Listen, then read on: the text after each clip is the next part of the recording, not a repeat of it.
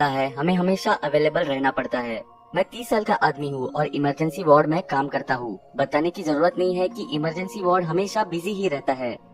मैंने बहुत केसेस देखे हैं, भयानक एक्सीडेंट्स और सुसाइड्स के। तभी लाइफ में बहुत कम चीजें हैं जो एक्चुअली मुझे डरा सकती है, लेकिन ये एक घटना आज भी मेरे पसीने छोड़ देती है जब भी मैं इसके बारे में सोचता हूँ। वो हैलोवीन की रात थी और जब पूरा शहर सेलिब्रेट कर रहा था, मैं और मेरे कलीग्स लोगों की जान बचाने में बिजी थे, हमेशा की तरह। उस वक्त 8 बजे थे जब एक सुसाइड अटेम्प्ट की केस हमारे वार्ड में आई। मैं अपने पेशेंट का सलाइन चेंज कर रहा था जब मेरे टीम के लोग भागते हुए मेरे पास आए और कहने लगे कि उन्हें मेरी फौरन जरूरत है ऑपरेशन थिएटर में। बिना टाइम वेस्ट किए मैं तुरंत ऑपरेशन थिएटर में पहुंचा। वहां जाकर मेरे टीममेट से पता चला कि एक 28-29 साल की औरत ऑफिस के सिक्योरिटी गार्ड द्वारा भर्ती कराई गई है। उसने सुसाइड करने की कोशिश की ऑफिस के 5th फ्लोर की छत से। उसकी हालत बहुत ही नाजुक थी क्योंकि उसे सर और रीढ़ की हड्डियों पर बहुत ही चोट लगी थी। उसकी राइट आंख बुरी तरह खराब हो गई थी क्योंकि वो मुंह के बल जमीन पर गिरी थी। उसमें से बहुत ज्यादा खून बह रहा था, जो कि एक और घबराने वाली बात थी।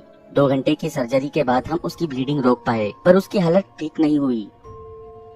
वैसे तो डॉक्टर्स हिम्मत छोड़ने की बात नहीं करते, पर इस बार हम श्योर नहीं थे कि वो इस हादसे से बच पाएगी।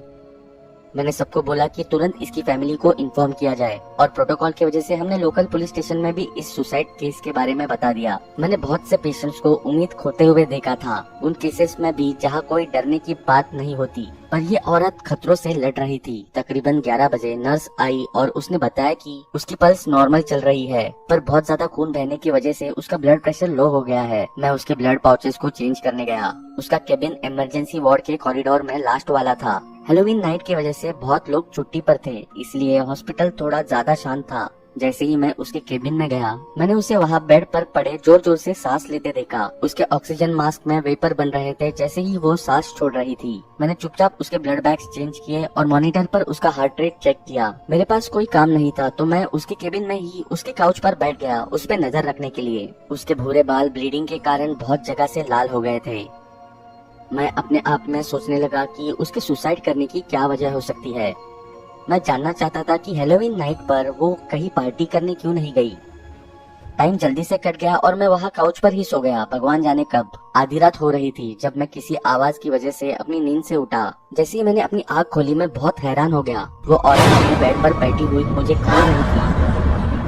उसके चेहरे के राइट साइड में बहुत बैंडेजेस लगे थे, पर उसका आधा चेहरा ढंग से दिख रहा था। वो अपनी लेफ्ट आंख से मुझे घूर रही थी। उसका ऑक्सीजन मास्क उसकी चीन पर था।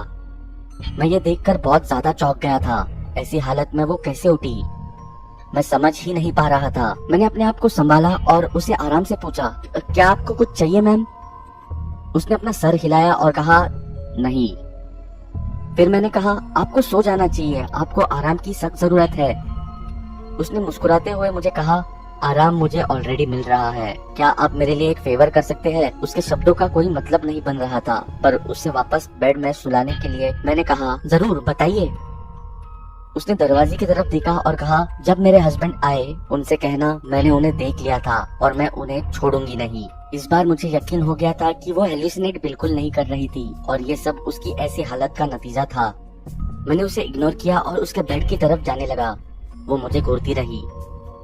मैं उसके पास गया और मैंने कहा, मैं आपके पति को बता दूंगा, आप प्लीज सो जाइए। उसे वापस लेटाने के बाद मैंने उसके मुंह पर वापस ऑक्सीजन मास्क लगाया। मैंने सोचा अगर मैं यहाँ और देर रुका तो शायद वो फिर से उठ जाएगी, तो मैंने उसे रेस्ट करने दिया और अपने चेम्बर में आ गया। मेरी आंखें हॉल में लगी घड़ी पर पड़ी। रात के 3:30 हो रहे थे। मैं थोड़ा चौंक गया कि अभी तक कोई उसे चेक करने क्यों नहीं आया, पर ऑलरेडी बहुत लेट हो चुका था, तो मैंने खुद उसके हस्बैंड को अगली सुबह कॉल करने का सोचा। अगले दिन सुबह 7 बजे मैं अपने चेम्बर से उसे चेक करने गया। जब मैं वहाँ पहुँचा तो मैंने उसका बेड खाली देखा। वहाँ की तो बेडशीट्स भी बदल चुकी थी। पहले मैंने सोचा कि शायद वो अपनी फैमिली के कहने पर डिस्चार्ज हो गई, पर वो सोच के मुझे बहुत गुस्सा आया। उसकी कंडीशन बहुत ज्यादा सीरियस थी और किसी भी हालत में उसे डिस्चार्ज नहीं करना चाहिए था, एटलीस्ट आज तो बिल्कुल नहीं। मैं कंट्रोल डेस्क पर पहुँचा और जिस नर्स ने उस रात में उस औरत को अटेंड किया था वो वही खड़ी थी। मैं उसके पास गया और उसे एक इरिटेटेड सी आवाज में बोला, केबिन 9 में जो औरत थी उसे किसने रिलीज किया, मुझसे पूछे बिना। नर्स थोड़ी सरप्राइज सी होगी जब मैंने उसे ये सवाल किया। उसके चेहरे को देखकर लग रहा था जैसे मैंने कोई स्टूपिड सा सवाल पूछ लिया हो। मैंने उसे और इरिटेटेड होकर कहा, प्लीज उसके हस्बैंड को बोलो उसे वापस लेकर आए, उसे ट्रीटमेंट की जरूरत है, उसकी हालत और खराब हो जाएगी अगर वो उसे रखेंगे। नर्स ने मेरी बात खत्म करने से पहले ही बोला, आपको नहीं पता डॉक्टर, मुझे लगा शायद आपको किसी ने बताया होगा। मैं बहुत कंफ्यूज हो गया था। फिर नर्स ने मुझे बताया कि वो कल रात करीब 3 बजे मर गई थी। उसका हस्बैंड उसकी बॉडी ले गया था उसके क्रेमेशन के लिए। उस समय सुबह के 4:30 बज रहे थे और क्योंकि मैं लेट काम करता हूँ, वार्ड के लोगों ने सोचा मुझे उठाना ठीक नहीं रहेगा। मेरे पैरों तले जमीन ही खिसक गई। ना मैं कुछ बोल पाया, ना मैं कुछ सोच पाया पूरे 1 घंटे तक। मैं अपने रिपोर्टिंग हेड के पास गया और उस दिन की छुट्टी ले ली। उसके बाद जब मैं घर आया, मैंने अपने आप को बार बार समझाने की कोशिश की। मैं कोई सपना नहीं देख रहा था। उसने मुझसे बात की थी। मुझे उसके मुंह से निकली एक एक बात याद है, पर वो मुझसे कैसे बात कर सकती है जब वो ऑलरेडी मर चुकी थी।